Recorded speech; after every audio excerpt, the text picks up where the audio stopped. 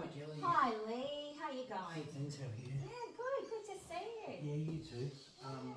Thanks for making the time to have this meeting with Not me. at all. I appreciate it. Not at all. I know we've got some clients coming up soon, but I just thought if we could have this little meeting to discuss my professional development. Yes. Yeah, great. Right, so thank you. I won't take up too much of your time. As you're aware, the last time I had my professional development plan meeting, it was established that I need to improve some skills and knowledge with theories of personality and development. That's right, yes. Alright, so I've been working on my new plan for the upcoming year. Great. Addressing some of that and including that in my plan. So I was just wondering, I was just hoping we could kind of discuss the plan and make sure I've got it all together and it's suitable for me to then start looking at doing some of those training and improving the skills. Sounds like a good Is that idea. right? Yeah. So I've just got a copy of the plan here for you, Great, thank you. just for reference, and so we can kind of go through it if that's okay. Yes, absolutely.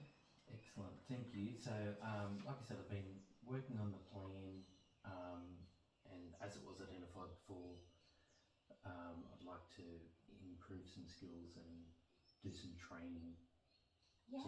to gain more skills and knowledge Great. with the personality stuff. Okay, well just having a quick look at this is great. So can I just check what amendments you've made to your professional development plan for next year? Yeah, so I've actually specifically now included, other than other areas that I'm already working on, I've specifically included to undertake training and courses specifically in relation to personality and development theories, so that I can improve in that area Okay. and gain more experience and skills in that. That sounds like a good plan. Could you verbally explain to me the listed resources for this and why they were chosen? Yeah, so naturally, as I did my own research, and obviously part of the thing was to come up and explore how I can improve those skills and gain more knowledge. So to do that and incorporate it in my plan, I've firstly had to identify where I can get the learning done, and establish, what means of knowledge and what means of study I can do. So I've put that in my plan there. Yes, I can see. Yeah. So that you guys can be happy with that. They're, valid, proper accredited courses. Great. So to do that, initially I spoke with Jenny in HR. Yeah. And went and saw her to establish, get an idea of if there were any internal courses offered. Great. Or if there are any other kind of pre-approved courses in relation to this. I did some online research as well, and also I recently attended a seminar which included this type of thing and got some information about how to improve professional development as well. So I've done those as far as my sources for identifying how I can improve the skills and what's out there. That's great. Through that as well, speaking with HR and doing that, I've identified I can do some e-learning as well. There is some e-learning through our organisation I can jump on and do. And it was also informed to me that there's opportunities to do some mentoring with some of the other senior counsellors here. Sorry. I'm going to sneeze. Sorry, Lee. Bless you, you're right. With your right approval, I could get some mentoring from some of the other senior counsellors that already have the skills and knowledge in that area. Great. So that was something we might be able to look at moving forward as well. I've put that in the plan as possible avenues for me to do it, because I know it'll need approval. Logistically working out with other staff, and if I do courses, I know there could be costs involved. So that's why I've outlined them all in the plan. All right. I've made a list. They should be in the plan as well. Yeah, They are, yeah. but I've made a list of 10 resources I've identified. Yeah, great. For me to be able to access further courses and training. I'll just list them here with you if you don't mind going through Please, them, no, make I'd sure love they're to. okay. So the first one, I'll just list them in order, Okay. not of preference or anything, Yeah. just as I identified them and validated that they're genuine sources for skills and Yeah. professional development. One is e-learning. There's online courses, the job mentoring or job shadowing with other already trained and skilled counsellors. Now there's another number of organisations that provide training. I've identified there's a group called Medicare Mental Health. They offer e-learning. The Australian Psychologist Training, Australia offer training courses specifically in relation to personality and development theories. The Centre for Community Welfare offer a training course specifically for that.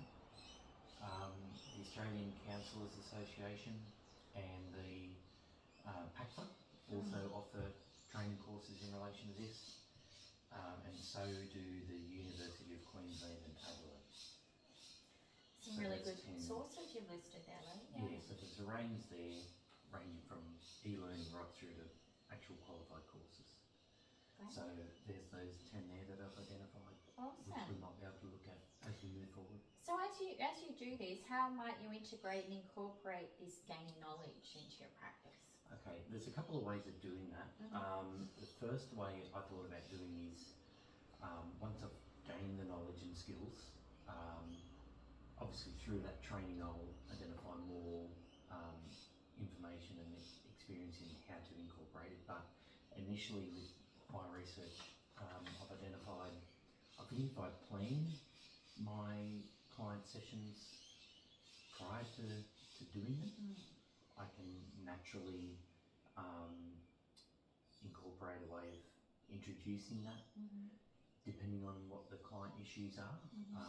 I've already got some clients now who I'm already engaged with in a number of sessions, so already having interviewed them and gained an idea of their issues and needs, with this improved knowledge, and once I've done the training, I feel I'll naturally be able to plan my next sessions with them and incorporate that going forward. I think I could naturally incorporate that. Another way of incorporating it is through role plays. So if I was to ask some other counsellors here if we could do some mock role plays where I can practice introducing the knowledge. Some benefits of that are naturally getting practice before the real case scenarios, but I could get instant feedback as well, and by doing it that way I can identify if I make mistakes or if I'm not doing it appropriately. That way I can improve my skills before I then go in and do it in real cases. And another way I can incorporate it effectively is get either yourself or another supervisor here to supervise me when I'm doing some counselling, and then with that supervision and getting some feedback from you, and with that feedback then learning other ways of how to incorporate it. That sounds like a really good plan there. I just have one final question about the plan. So how can you identify the client's issues and link these to personality and developmental theories? Yeah, so as I found already with interviewing clients, I found the best way to identify their issues is naturally providing the rapport, getting the rapport with them, having that structured approach, getting them comfortable, and then just using the communication skills, getting to explore their issues, try and identify their immediate concerns, and the presenting issues. Once I've identified that and got a good relationship, we can start to explore further and look at some underlying issues. So the most effective way I've found to do that, and I would continue using forward, is good communication and effective questioning. Trying to really identify like what their issues are, and then I can use that questioning and active listening to really listen and understand what they're telling me. I can then use that, once I've identified those issues, I would then seek to identify their behaviours, and typically how they respond to issues, but how they've responded to issues and experiences in the past. And once I've identified that, I can kind of draw some patterns and links that they may have in their thinking behaviours, and from that I can start to look at using the theories of development and personality to try and get some understanding of why they may initially think and behave in those ways. So I think it's all about the questioning and really getting them to explore their issues and even previous issues to get an idea and understanding on how they think and behave.